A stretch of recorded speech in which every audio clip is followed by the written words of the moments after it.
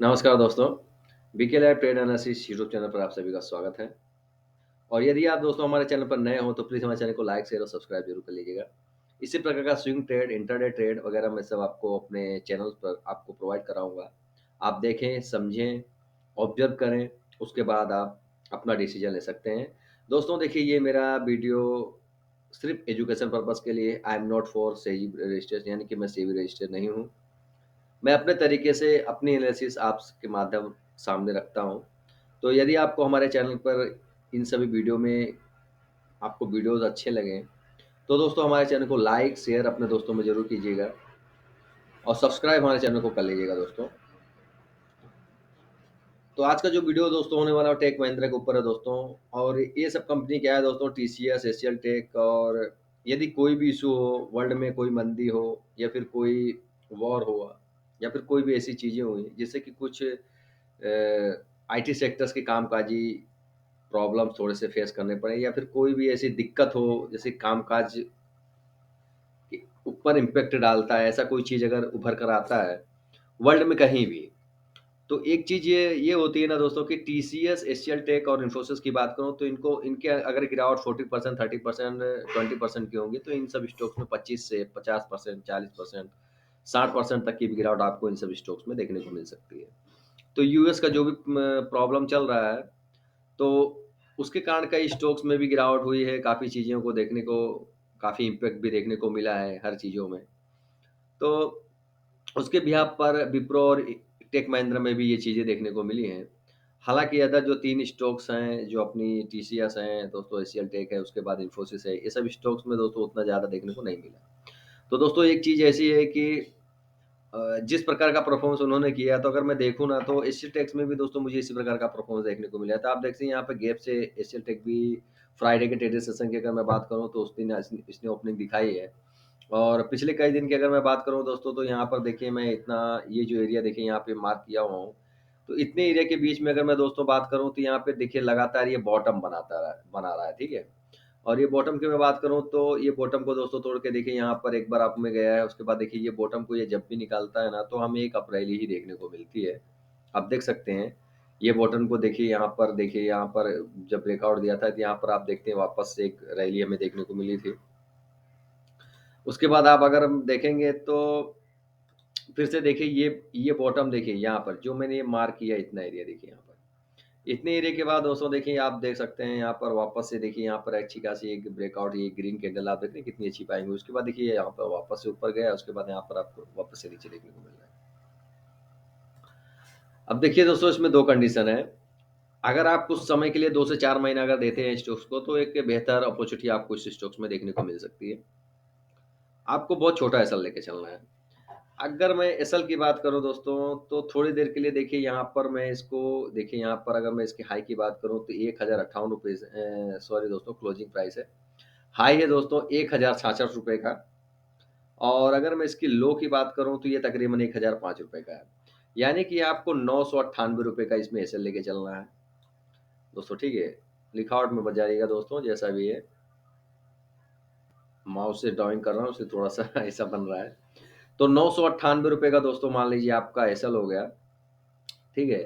₹998 का SL stick है दोस्तों। अगर आप किसी भी चीज़ को रूल्स को फ़ॉलो करते हैं तो आपको स्टॉक मार्केट अगर शॉर्ट टर्म में कुछ इनकम करना है या फिर लॉन्ग टर्म में तो आपको एसएल तो ज़रूर लेके चलना चाहिए।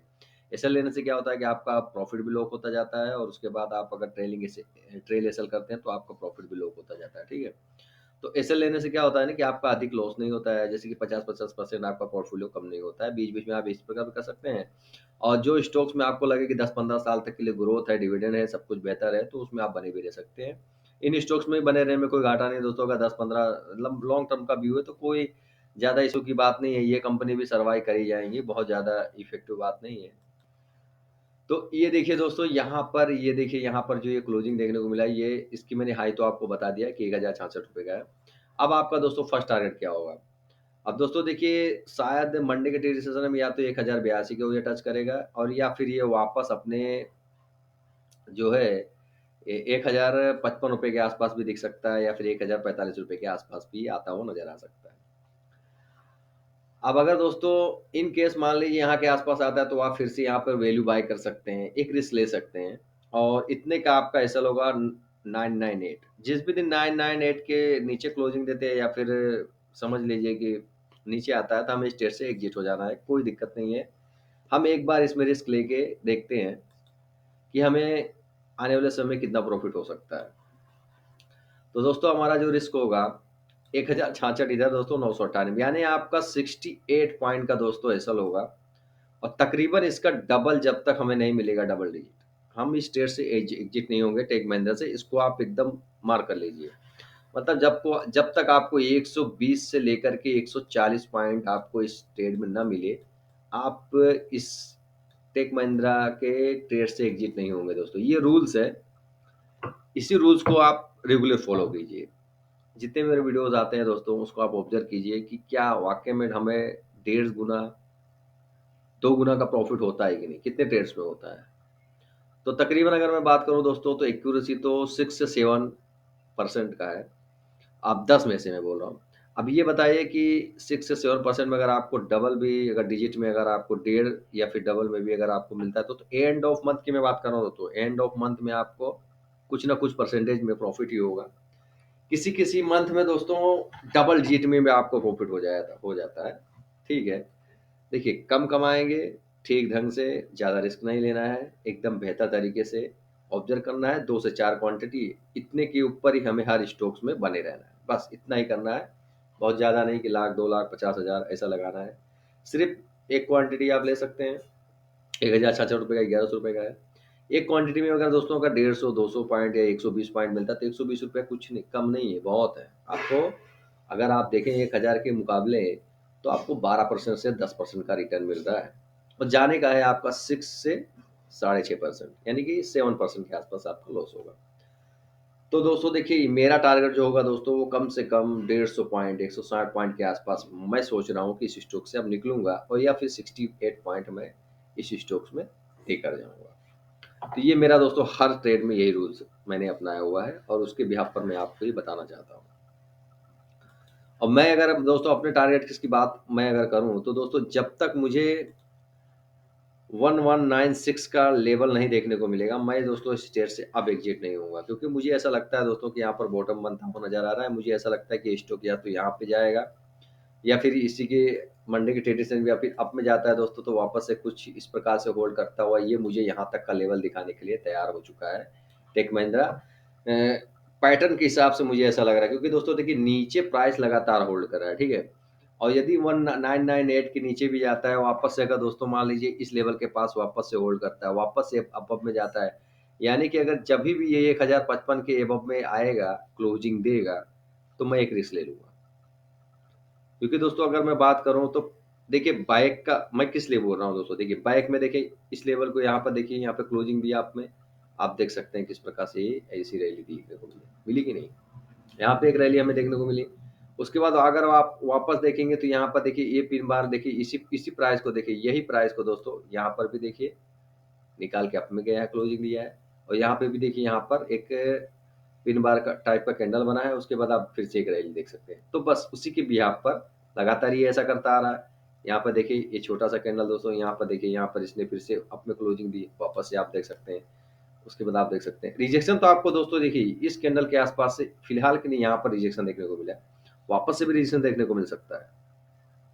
शायद मंडे के ट्रेडिंग सेशन की अगर मैं बात करूँ, तो शायद यहाँ तक भी जा सकता है, उसके बाद फिर वापस से रिबाउंस लेके वापस से अब जा सकता है, और या फिर इनकेस यहाँ पर भी आ सकता है। तो ये ऑब्जर्वेशन का गेम है दोस्तों। तो क्या है ना कि आप लगातार अगर सही होते हैं, सुबह शॉर्ट होते हैं, 10 में से 5 से 6 ट्रेड भी, अगर 5 से 6 ट्रेड भी आपके अच्छे जाते हैं, तो एंड ऑफ मंथ आप प्रॉफिट में रहेंगे। भले कम क्वांटिटी में आप काम कीजिए, ज़्यादा में करने की कोई ज़रूरत नहीं है। तो दोस्तों मैंने बता दिया कि मेरा जो टारगेट्स होंगे, वो दोस्तों ₹1196 का है। उसके बाद में दोस्तों उससे भी नीचे की टारगेट बात करूँ, तो ₹1140 का। उसके भी नीचे की अगर मैं बात करूँ, तो ₹1120 का। और अगर मैं शॉर्ट टर्म टारगेट बताऊँ, तो ये शायद मंडे के ट्रेडिंग सेशन में 1080, 1060 से 70-75 के पॉइंट के आसपास शायद ही चला ही जाए बाइंग करते हो, क्योंकि अभी तक मैंने भी बाइंग नहीं की हुई है। तो अगर 170-80 के पास भी मुझे मिलता है, तो मैं वैल्यू बाइंग कंसीडर कर सकता हूँ।